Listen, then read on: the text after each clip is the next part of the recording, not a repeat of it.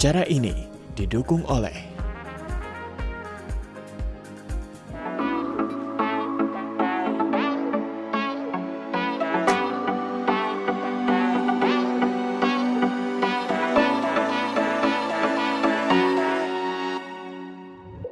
cara budgeting yang selanjutnya adalah budgeting ala Li Ka-shing. Sobat milenial sudah pada tahu siapa Li Ka-shing? Dia adalah seorang pengusaha terkaya di Hong Kong yang juga pemegang saham Zoom. Dia mengatakan, berapapun income yang kamu dapatkan, bagilah dana itu ke dalam 5 bagian.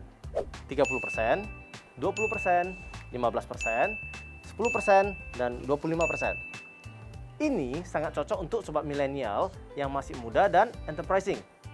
Kira-kira untuk apa saja ya sobat milenial? 30% yang pertama adalah untuk kebutuhan hidup. Hiduplah dengan hemat dan sederhana. Jangan pemilih dalam hal makanan. Ketika kita masih muda, tubuh kita masih kuat dan adaptif, jadi seharusnya kita masih sanggup untuk bertahan dengan apapun makanan yang tersedia. 20% yang kedua adalah untuk memperluas jaringan pertemanan.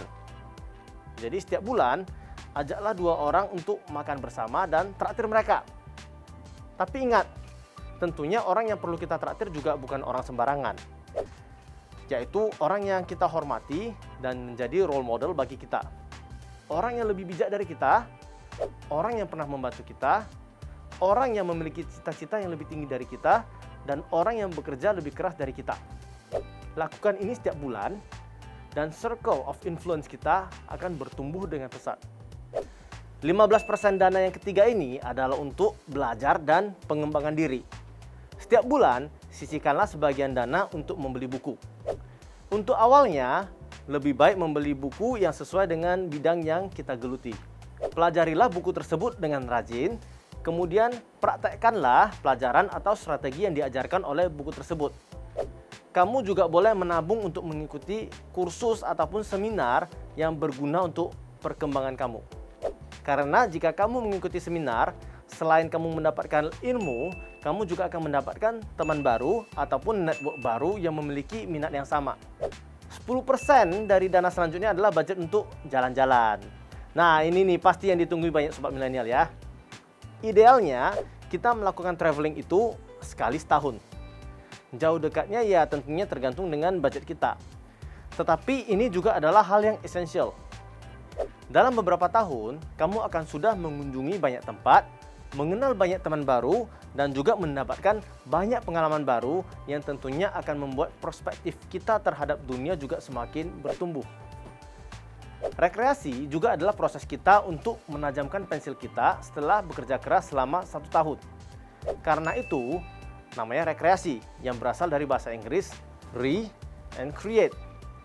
Dan tentunya setelah pulang dari traveling, kita akan kembali dengan semangat baru dan menjadi lebih produktif. 25% terakhir adalah dana untuk investasi. Ya, jangan lupakan investasi ya, karena ini adalah instrumen kita untuk mencapai tujuan finansial kita. Dan kita perlu untuk melakukan investasi sedini mungkin. Kenapa? Kalaupun investasi kita gagal, kita tidak rugi terlalu banyak dan dana yang kita investasikan belum besar. Tetapi sebagai gantinya, kita mendapatkan banyak pelajaran dari kegagalan investasi kita. Yang nantinya, ketika investasi kita berhasil, kita akan menjadi lebih percaya diri dan tentunya sudah lebih bijak dalam mengambil keputusan-keputusan investasi.